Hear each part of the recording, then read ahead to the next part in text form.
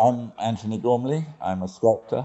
I've worked in this building for 22 years, and rather just behind King's Cross in London.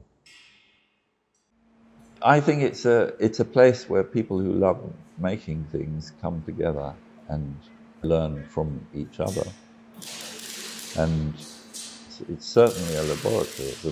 It's a place of the kind of testing of possibilities. It's a playground too.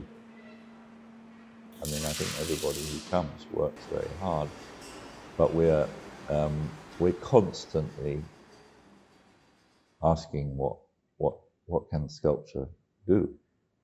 If I'm proud of anything, I'm proud of this as a creative environment where we're constantly surprising ourselves in what we're trying to do.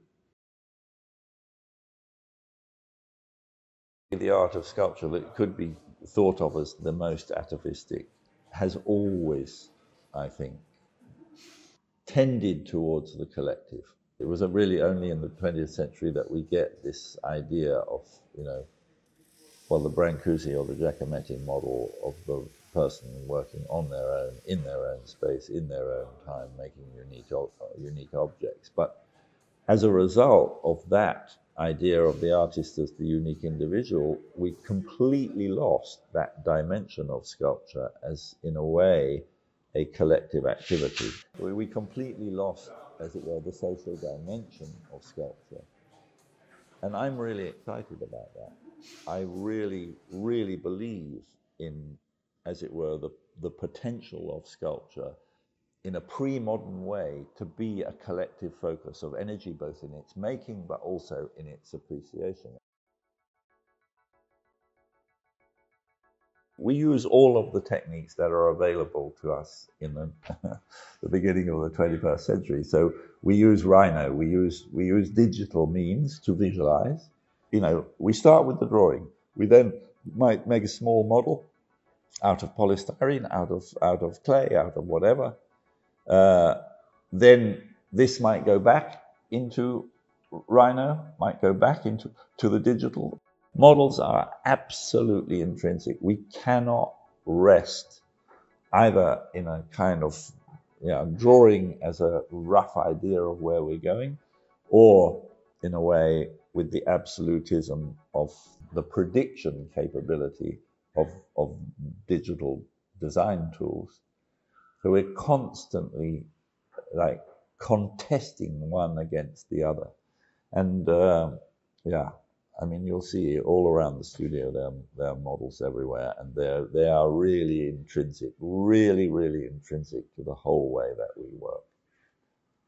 What's quite interesting now, and this is really only true of the last 10 to 15 years, is that it may be developments in the articulation of something like this where we're trying to limit the number of part-whole relations.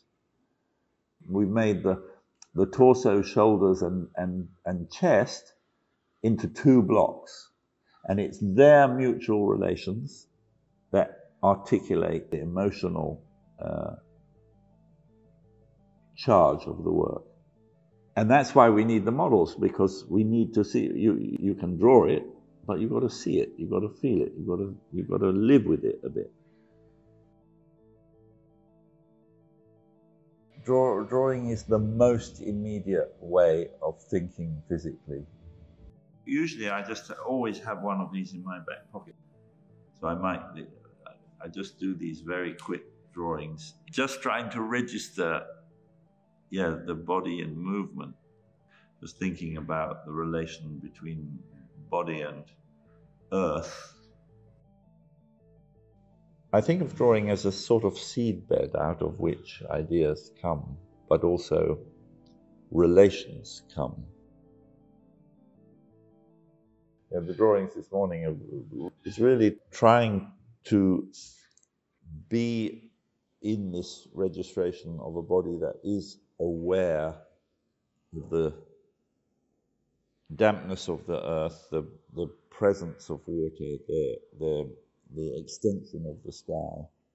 And might make many of the same thing, and in the process, actually it changes. So at the beginning, very much about a moment of physical shock, which then became much more about contact with the ground. And that's extraordinary to me, that happens as you as it were enter that space of, there's a kind of reverie where you're not completely in control. It's sort of what is arising.